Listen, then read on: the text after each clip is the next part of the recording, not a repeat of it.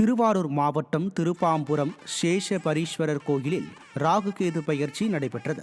ஏக சரீரமாக உள்ள ராகுகேதுவிற்கு 1001 லிட்டர் பால், தயிர், தேன், பஞ்சாமிர்தம், சந்தனம், மஞ்சள் ஆகியவற்றால் அபிஷேகம் செய்யப்பட்ட மகா தீபாராதனை காண்பிக்கப்பட்டது.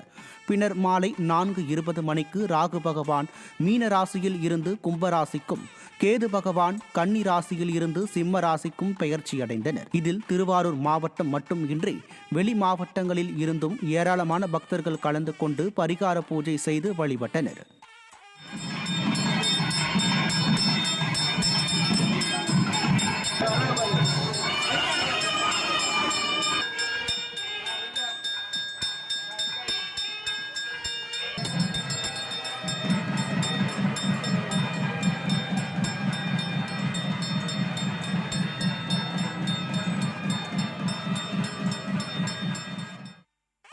கடலூர் மாவட்டம் புவனகிரி அருகே வெள்ளியம்பலம் கோயிலில் ராகு கேது பெயர்ச்சி விழா நடைபெற்றது.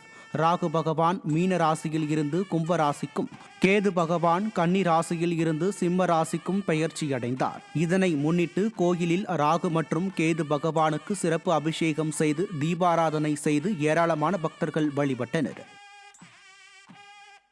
சிவகங்கை மாவட்டம் தேவக்கோட்டை ஸ்ரீ ரெங்கநாத பெருமாள் கோயிலில் 142ஆம் ஆண்டு தேரோட்டம் நடைபெற்றது. கடந்த 17ஆம் தேதியன்று காப்பு கட்டுதலுடன் தொடங்கிய பிரம்மோற்சவ விழா தொடங்கியது.